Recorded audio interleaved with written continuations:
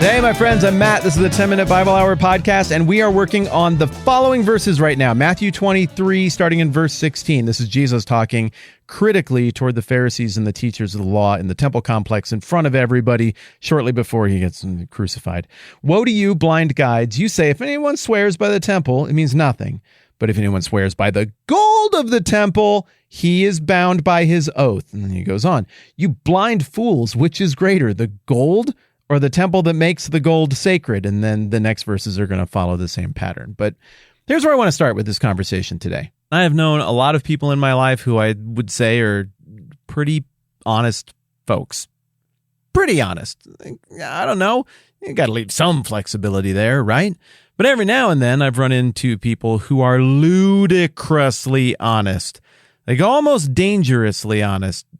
They view integrity as something that is proactive, and that can even go so far as to mean like, no, if I think it, I'm going to say it, which can be incredibly hurtful. Sometimes I don't need to know the thing that you were thinking at a given time. But I've also met this small group of people who seem to have put a ton of thought into what honest means. They seem to have a really developed ethic of all the different levels of truth-telling. I mean, everybody would say like, oh, yeah, it's important to tell the truth, right? But what does it mean to tell the truth or to not lie, really? I mean, there are a lot of categories. One would be, if you say you're going to do something, you probably better do the thing. I have one friend in particular who, even if casually he says, oh yeah, I'll do that thing, we'll do that by that time, it means he's going to do it. That's it. And even if the other person has pretty much forgotten or viewed it as just this passing who cares-y thing, this particular friend will go back to them to seek their blessing to go and do something else or to change plans. Otherwise, I just got to do it. I said I would do it. That's that. Whereas most of us, that I'm going to do it is a little more open-ended, a little more flexible. Like, I'm going to do it if, God willing and the creek don't rise. Like, I'm getting there. I'm going to get to it. It's kind of like the corporate motto of Spirit Airlines, which is, I think, we'll get to it. Settle down, we'll get to it.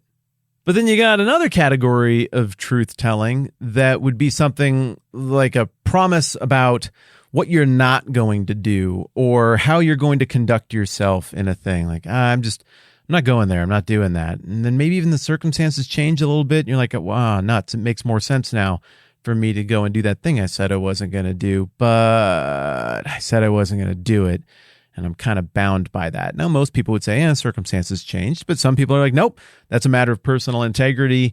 I made a statement. My word is very important. I don't want to compromise it even a little bit. I said I wasn't going to do the thing. I'm not going to do the thing. And then you got the level of lying and truth-telling that I suppose is just accurate accounting. It's just saying the thing went down a certain way, and it's an accurate description of how the thing actually went down, and where you're not actually sure, you offer the caveats. You're like, I don't know, like I'm kind of biased here, or I had a weird angle. I didn't really have a good look at the play. It would be difficult for me to say with certainty exactly how that worked out. Can I get some help here? And I suppose if somebody's really into truth-telling on something like that, then even if the thing that unfolded and the details of the circumstances as they actually occurred are damning to them or hurtful to them, truth is truth. I still got to say how the thing is. I don't want to compromise my integrity. And I super respect people like that. And I super know what it's like to be very, very tempted not to be a person like that, because sometimes it really stinks when you're the lone witness to a thing that went down and what you witnessed isn't necessarily beneficial to you, but you're called upon to speak to it one way or the other. That's a difficult moral dilemma. I get it. And then I suppose you have another level of truth-telling, which is emotional truth, soul-level truth. This is the one that gets a little bit tricky when you get into like the pearls before swine business from Matthew chapter 7, the Sermon on the Mount that we looked at a while back. Where you're like, how much am I obligated to just say exactly what I'm thinking about myself, about a relationship, about how the things are in the world? Is some degree of decorum or restraint still honest?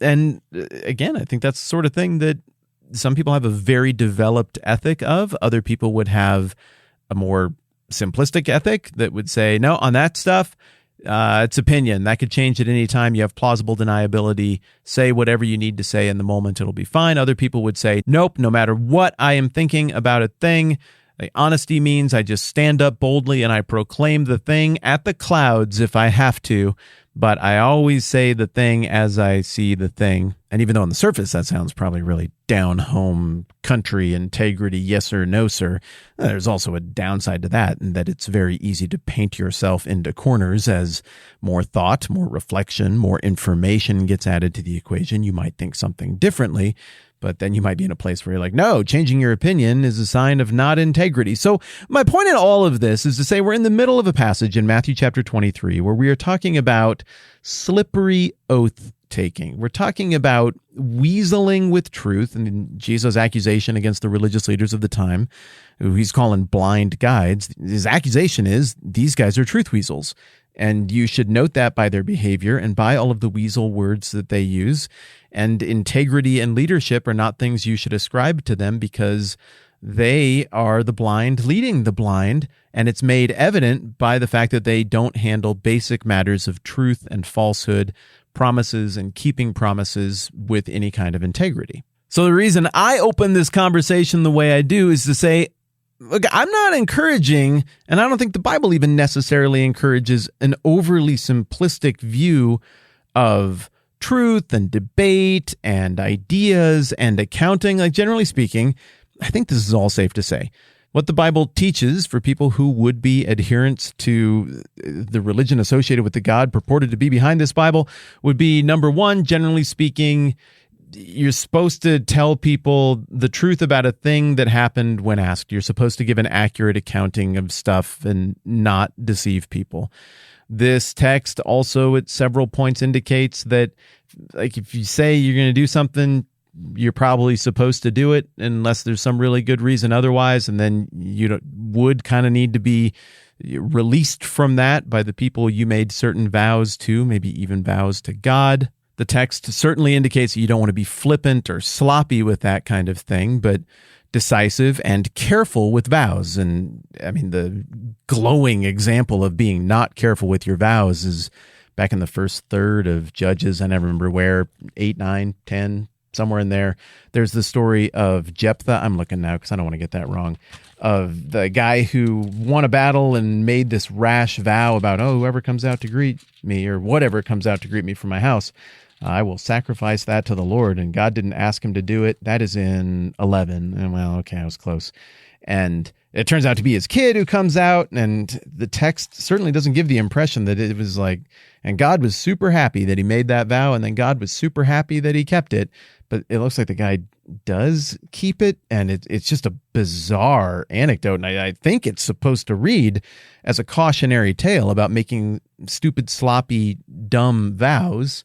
And maybe it's supposed to read as a cautionary tale about keeping stupid, sloppy, dumb vows. All of this to say, the Bible characterizes the enemy, the devil, the tempter, Satan, the one who tried to mess up the whole redemptive plan. The enemy is likened to a roaring lion, one that is the father of lies, a deceiver, one that tries to confuse and muddy the waters in the minds of people and the world with accusations and guilt and out wanton lies. And God is the God of the light and the truth. So the bad stuff is darkness, deception, the stuff you can only get away with in the dark where things are murky. The good stuff, that's the God of the light, and the stuff goes into the light and you can see it better and it makes sense. And all of that general principle comes up in John chapter 1 as well. So as we unpack the rest of this passage in Matthew chapter 23, narratively, it's pretty straightforward. It looks like there were a bunch of slippery practices with the truth, and Jesus is calling out the leaders who participate in, benefit from, and even advocate for those slippery practices. But the what do you do with this for yourself question that doesn't obviously come up in most passages in the Bible, but kind of is coming up in this passage. Yeah, I think it's challenging. I also don't think this passage alone gives us our Bible take on what truth is. I think you got a whole bunch of stuff all over the place that gives you a little bit more clarity on that. And I think the expectation of this passage is that anybody who reads it, whether they're sympathetic to the Pharisee side or not, is supposed to look at it and be like, well, being consistent is better than being a hypocrite. Telling the truth is far better than lying. Saying what you mean and having the most obvious interpretation of the words you said publicly be reflective of the truth and your intentions, that's a good thing. Saying things that are meant to be shady and sneaky and cleverly worded so you can get away with doing things that are technically kind of what I said, but that are clearly reflective of a lying heart and manipulative, dishonest motivations. Like clearly the prior is better than the latter. All of those things come through in this text. But it seemed important to me before we got any further into this thing that we should just acknowledge that truth and falsehood has a whole bunch of different categories to it. And at one point or another around the Bible, all of those different categories are spoken to, but they all come down to this bottom line reality. The Bible holds out things that are true and accurate and trustworthy as being reflective of the values of the kingdom, reflective of the values of God, and things that are dishonest, even if technically legal or somehow covered with very cleverly framed paperwork or phrasing or fingers crossed behind the back, that no matter how technically legal those things might be, they are reflective of the father of lies and the opposite of kingdom values stuff. Or to take it a step further, such behavior indicates that the person who's doing it and advocating for it believes that ultimately they will answer for things in this world in the court of public opinion, where they might be able to get away with lying on some sort of technicality.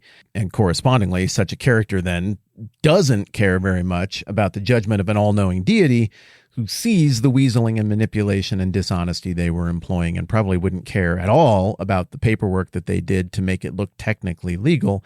Well, what's indicated here is that these blind guides, these religious frauds, like that wouldn't bother them at all, because maybe what's at the core of this accusation is they don't actually think there's a God, or if they do think there's a God, they profoundly misunderstand him and are far more concerned with the opinions of people, the judgments of people, than they are with the opinions or judgments of God. What I intended to be like the first 4 minutes of this episode turned out to be the entire episode. But hey, that happens from time to time. And that's part of the beauty of the format, is we can do this all day long. And as you have observed at this point, we will. So we'll just keep chipping away at Matthew 23, verses 18 through 22 next time around. I'm Matt. This is the 10-Minute Bible Hour Podcast. Let's do this again soon.